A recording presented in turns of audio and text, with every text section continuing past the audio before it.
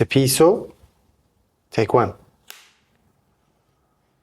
Hi, my name is Tsepiso Siema, but most people call me C from my surname, Siema, and they C. So you gotta see it. I'm a Leo. I like to describe myself as a Leo. I'm a leader. Um, I'm a friend. I'm one person to rely to. I show up. I'm selfless.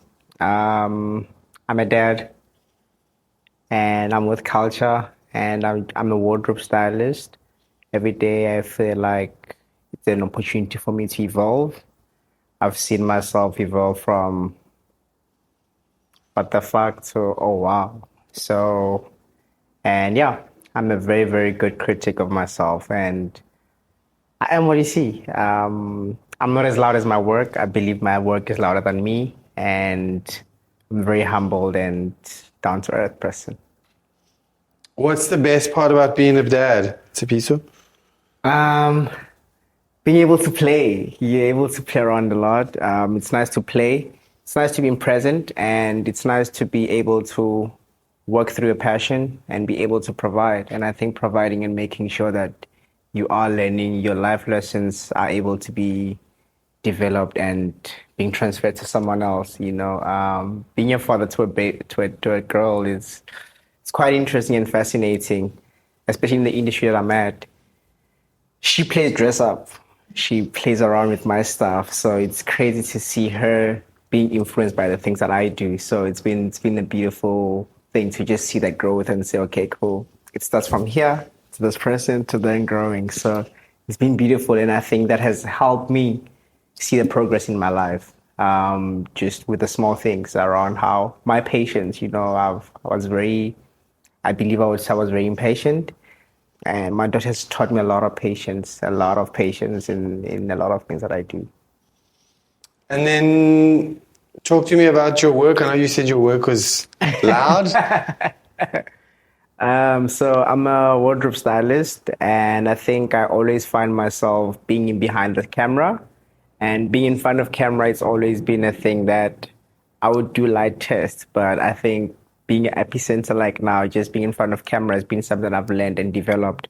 And I never thought I would be a wardrobe stylist. I always thought I would be a soccer player in my life. And I think after finishing my grade 12, my matric, I had clothes that I wore my matric suit, my farewell suit that we had with my friends. And what we'd do is that we'd borrow each other the jackets. I would borrow you my jacket, your jacket, and then you mix and match the pants. You mix and match the socks. So it was quite interesting. But from that, we developed like, how do we make our own clothes? And I think that's where the passion and started off like making clothes and fashion. It's like, how do you make your own clothes? If these pants are big, how do you alter them? And from there, the passion started to develop into a sense of we started to look for fashion schools. Fashion schools were very expensive at the time. And I had a good friend of mine, which I told, like, I have this beautiful school that I really would like to attend. It was a private institution by Zin Durant. It was in Roodepoort in Johannesburg. And she was a 70-year-old. She had just resigned and retired from teaching fashion. And I found her.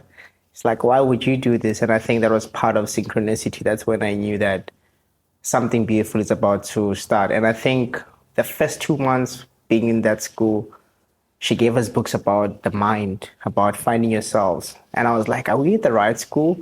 But from there, I realized the power of imagination. She taught us how to become the person that you actually want to be. And I saw myself doing those sketches. And every time after I was done dressing and making clothes, I wanted to put them on the body. And I think that's how my fascination for styling started. So my passion kind of got me in the way because I kind of put myself into the right, I must say, opportunities and take the right risks because I was studying in Bloemfontein.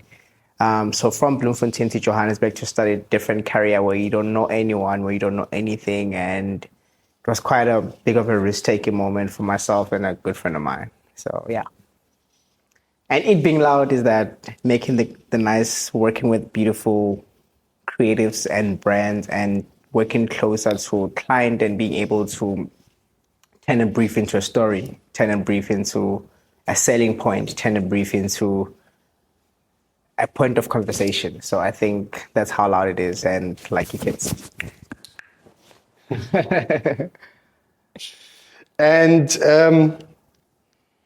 how do you think people see you at first glance? I think people think I don't know, creative, this flamboyant person, but I'm very calm. I think people think I'm very, very, very, most people, when they describe me, they always start to say, you look good. And I think dressing well is a form of good manners. I think that's Tom Ford. Tom Ford said dressing well is a form of good manners. But my brand is CIG. Style is a great investment. And I think dressing up has always been a universal language, and how you show up and how I show up.